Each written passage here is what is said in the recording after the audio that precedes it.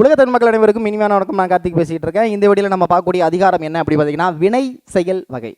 இது நமக்கு ரொம்ப ரொம்ப முக்கியம். படிக்கிறேன் நாளைக்கு படிக்கிறேன், இன்னைக்கு படிக்கிறேன், அப்புறம் படிக்கிறேன் அப்படின்னு ஒரு செயலை செய்கிறேன்னு முடிவு எடுத்துட்டு அதை செய்யாமல் இருக்கிறதுக்கு மிகப்பெரிய அபாயம் வரும். அப்போ ஒரு செயலை எப்படி செய்யணும், வினை செயல், அதுதான் வினை செயல் வகையை பற்றி நம்ம இந்த அதிகாரத்தில் பார்க்க போகிறோம். முக்கியமாக நீங்கள் டிஎன்பிசி படிக்கிறவங்களுக்கு மிக முக்கியமான அதிகாரம் இந்த அதிகாரம். இது படிச்சிட்டிங்கன்னா கூட ஓரளவு உங்களுக்கு ஒரு நாலேஜ் கிடைக்கும். வாங்க பார்த்துடலாம். ஃபர்ஸ்ட், சூழ்ச்சி முடிவு துணிவைதல், அத்துணிவு தாழ்ச்சியுள் தங்குதல் தீது. சூழ்ச்சி அப்படிங்கிறது இந்த இடத்துல எதை சொல்றதுன்னா ஒரு ஆராய்ச்சி பண்ணி ஒரு முடிவு பண்ணிட்டேன், ஆராய்ச்சி பண்ணி இதுதான்டா பண்ண போறோம்னு முடிவு எடுத்துட்டேன். அதான் சூழ்ச்சி முடிவு துணிவைதல், அதுதான் மிக முக்கியமான துணிவு. ஃபர்ஸ்ட் ஆராய்ச்சி பண்ணி ஒரு எண்ணத்தை எண்ணணும், அதான் முடிவு.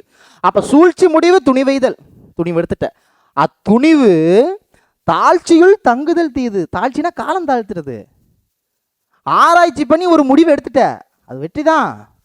அத்துணிவு நம்மளுக்கு கஷ்டத்தை கொடுக்கும், ரொம்ப தீது, ரொம்ப கொடுமை. எப்ப? தாழ்ச்சியுள் தங்குதல், காலம் தாழ்த்துதல். அப்ப ஒரு செயலை பற்றிய ஆராய்ச்சியின் முடிவு மனத்தில் துணிவு பெறுவதே.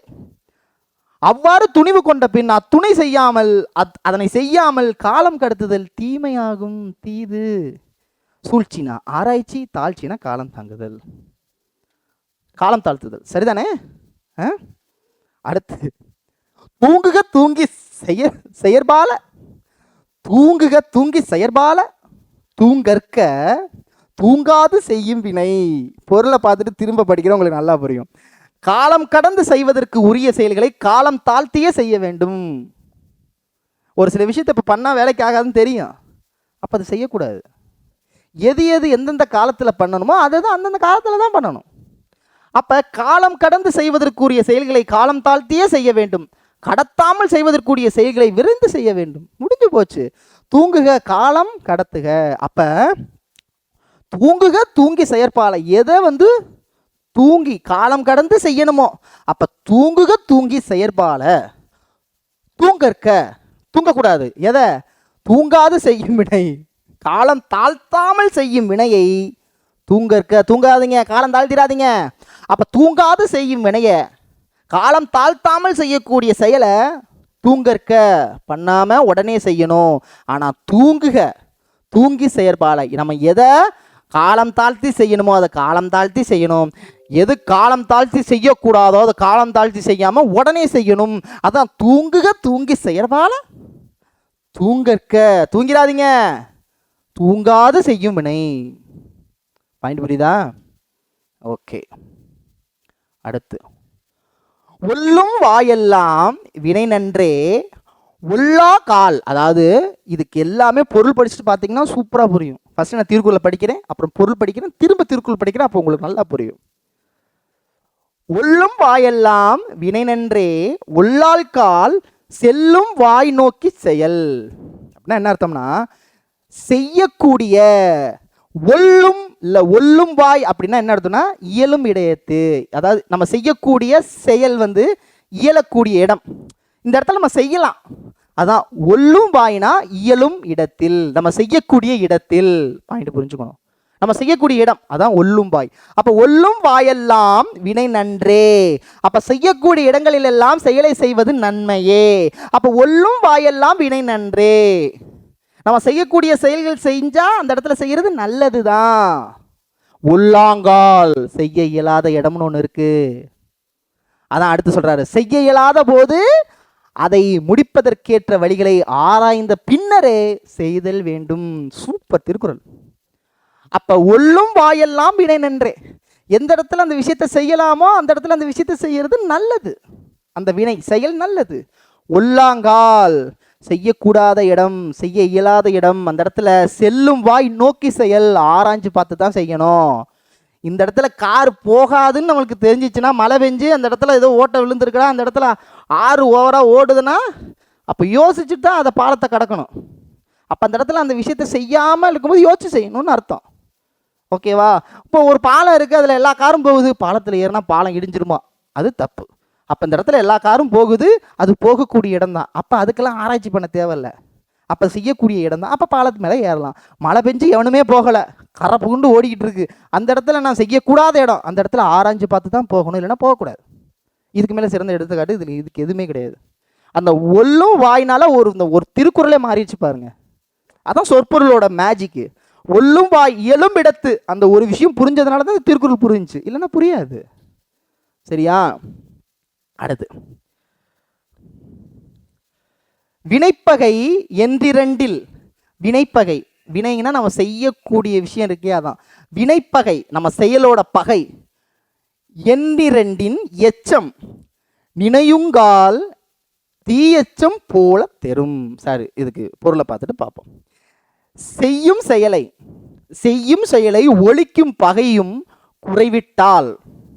நம்ம செய்யக்கூடிய செயல், நம்ம ஒரு படத்தில் சொல்லுவாங்களே, ஏய் பகையை மிச்சம் வைக்கக்கூடாதரா, தூக்குடா அப்படின்னு சொல்லுவாங்களே, அதான் சொல்லியிருக்காரு. நம்ம செய்யும் செயலையும் நம்ம பகையிலையுமே மீதி வைக்கக்கூடாது.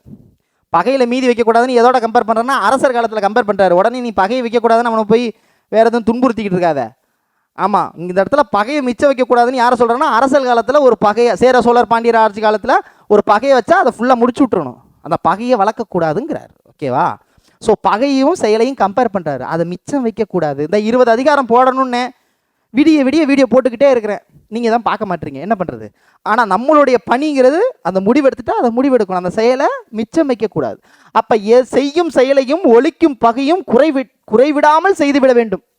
இப்போ பாருங்க, வினைப்பகை, வினை செயல், பகை பகை, இவை இரண்டின், சூப்பர்ல சூப்பர். வினை 1, பகை 2, என்றிரண்டில், இந்த ரெண்டில் எச்சம் மிச்சம் மீதி. எச்சம் நினையுங்கால் வைக்கக்கூடாது, இல்லைனா தீயச்சம் போல தரும், கெடுதல் தான் வரும். மிச்சம் தீயின் அழிவை போல பெருகி கொண்டே இருக்கும். புரியுதா? அடுத்து பொருள்கருவி காலம் வினை இடனோடு 5ம் இருள் தீர எண்ணிச் செயல். பொருள் படிப்போம், புரியும். வேண்டிய பொருள் கருவிகள் தக்க காலம் செயலறிவு உரிய இடம். கண்டிப்பாக இந்த 5ஐயும் கருத்தில் கொண்டுதான் எந்த ஒரு விஷயத்தையும் நம்ம செய்யணும். வேண்டிய பொருள், ஒரு செயலை செய்யணும்னா அதுக்கு என்ன பொருள் வேணும்? 1, அதுக்கான கருவி, தக்க காலம், செயலறிவு, உரிய இடம். இந்த 5ஐயும் மயக்கமில்லாமல் ஆராய்ந்து கொண்ட பின்னரே அந்த விஷயத்தை செய்யணும். புரியுதா? அப்ப பொருள், கருவி, காலம், வினை இடனோடு, வினை இடம், அதான் வினையிடோடு 5ம் வந்துருச்சு, 5ம். ஸோ பொருள் கருவி, பொருள் கருவி ஒன்று தானே சார்? இல்லை, பொருள் கருவி ஒன்று கிடையாது. இப்போ உங்களுக்கு இந்த கிளாஸ் எடுக்கிறேன்னா இந்த நோட்ஸ் இருக்கிறது தான் பொருள். ஓகேவா? இந்த கண்டென்ட் வச்சிருக்கிறது தான் பொருள். கருவிங்கிறது அந்த நோட்ஸை தூக்கி இந்த இந்த இந்த மானிட்டரில் வச்சிருக்கிறேன். இப்போ இந்த மானிட்டருங்கிறது தான் கருவி, இந்த மானிட்டருங்கிறது தான் கருவி. இங்கே போனேன், எஸ், மானிட்டருங்கிறது தான் கருவி. காலங்கிறது விடிய எடுத்துக்கிட்டு இருக்கேன். அதுக்கப்புறம் வினை தான் நான் நடத்தக்கூடியது செயல். இடம் அப்படிங்கிறது என் வீடு, இப்போ என் வீட்டுக்கு மாற்றிட்டேன், ஏன்னா விடிய எங்கள் இன்ஸ்டியூட்டில் இருக்கிறது அதான் இடம். அப்போ இந்த 5 விஷயம் இருந்துதான் இருள் தீர எண்ணி செயல். புரியுதா? இந்த 5 வேணும். அடுத்தது முடிவும் இடையூறும் முற்றியாங்கு எய்தும். ஒரு செயல் செய்யக்கூடிய முடிவும் இடையூறும் இடர்பாடுகளும், ஒரு விஷயம் செஞ்சால் என்னென்ன கஷ்டம் வரும், என்னென்ன இடர்பாடுகள் வரும். அப்போ முடிவும் இடையூறும் முற்றியாங்கு என்பதற்கான பொருள் முடிந்த பின்பு, ஒரு செயலை முடிந்த பின் நம்மளுக்கு வரக்கூடிய நன்மை, இதை 3ஐயும் சிந்திச்சு பார்த்து தான் அந்த செயலை செய்யணுங்கிறார் திருவள்ளுவர்.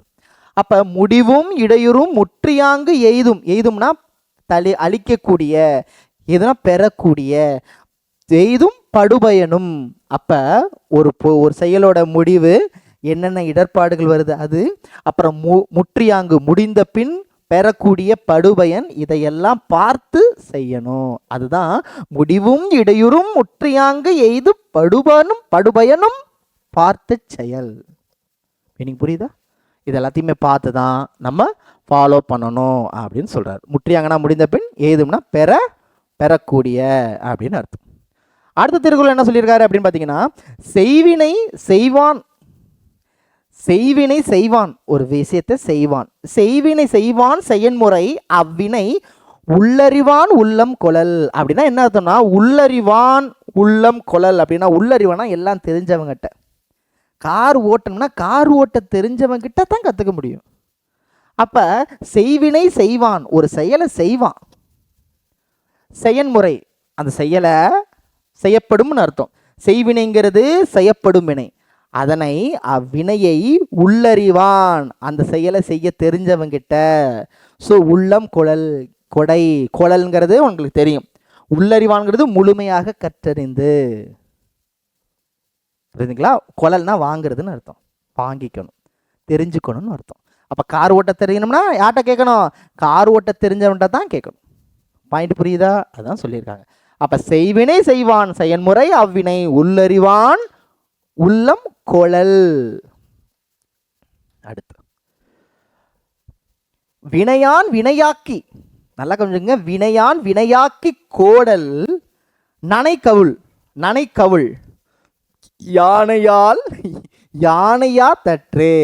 ஒரு செயலை செஞ்சுக்கிட்டு இருக்கும்போது இன்னொரு செயல் மேல கை வைக்கிறவன் ஒரு யானையோட கன்னத்தை பிடிச்சி இன்னொரு யானையை பிடிக்கிறதுக்கு சமம்.